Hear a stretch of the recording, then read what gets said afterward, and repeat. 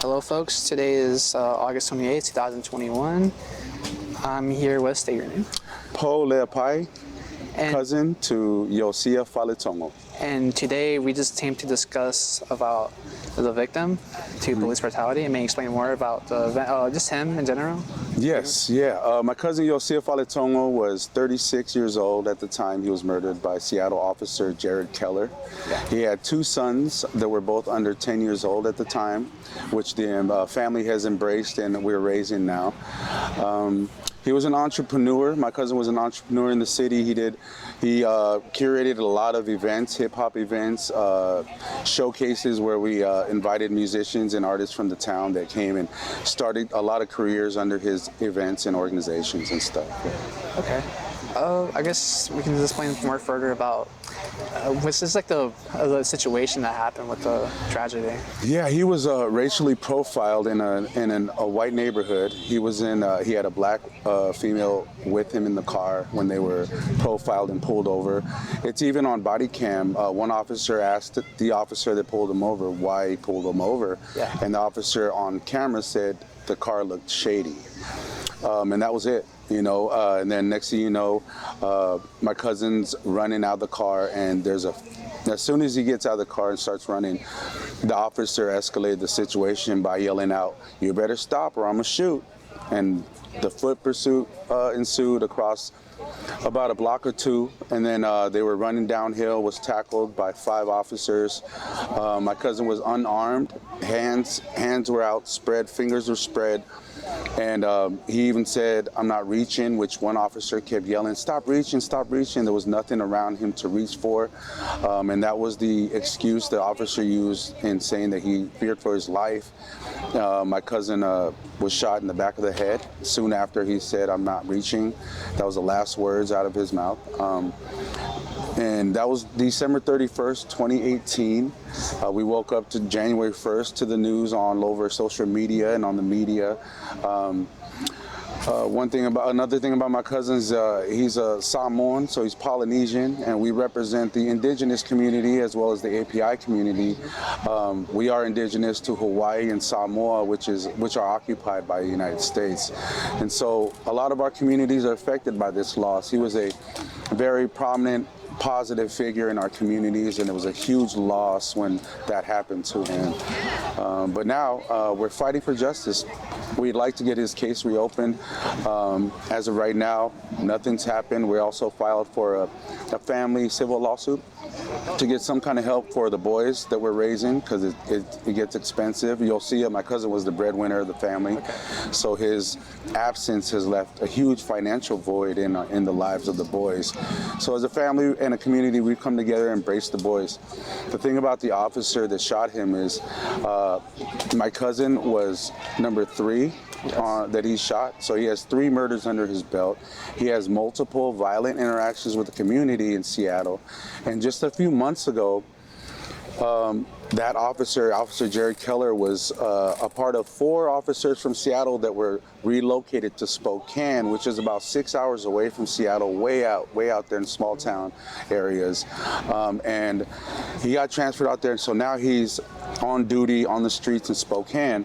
And I found out another fact about Spokane is Spokane Police Department is ranked the 3rd in the entire nation for police murders and violence. So he's right at home where he feels like he belongs, and they picked him up right on time because we were putting a lot of pressure on him in our local activism movements in Seattle, and I believe that's one of the reasons why he left. Wow.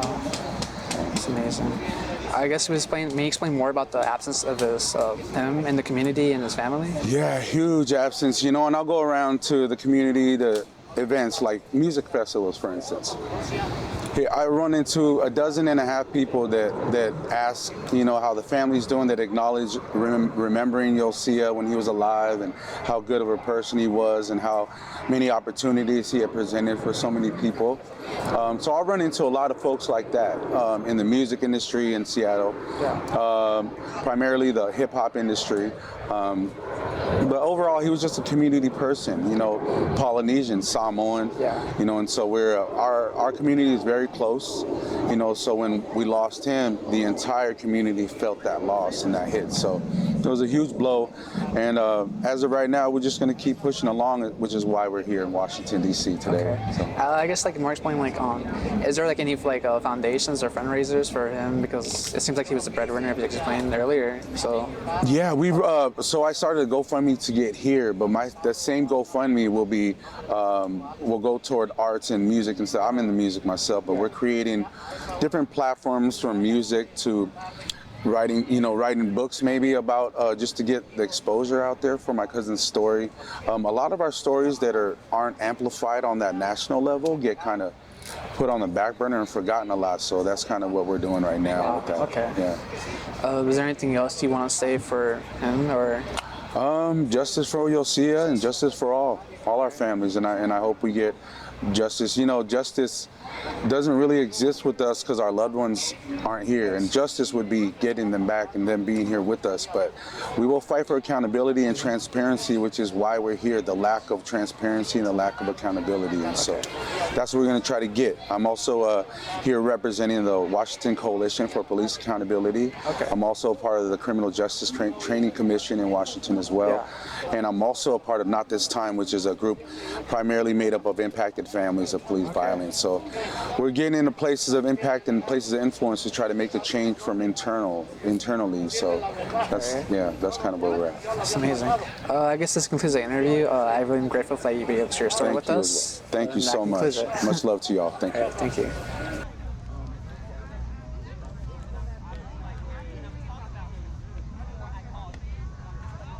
You'd like to say a little bit, maybe a couple words? Sure.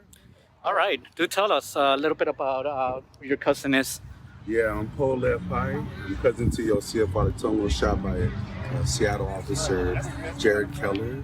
And Jared Keller has 3 murders under his belt while on leave and multiple violent interactions with the community. And he actually got relocated from Seattle to an agency in Spokane, which is miles away from Seattle.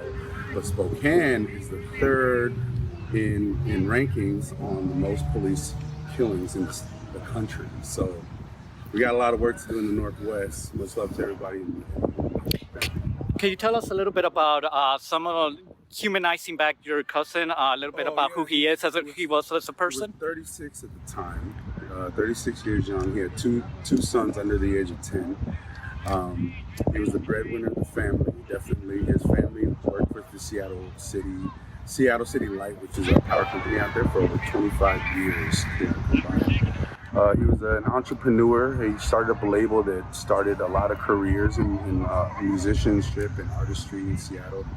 He's just an all-around, just really good person. And we lost a huge member of our Polynesian community, our indigenous community, our API community as well, in Iosia Faletogo. And I'm here representing the family and looking for to make sure he's not forgotten in the array of murders that we are fighting for here. So blessed to be here. Thank you so much, sir. I appreciate that.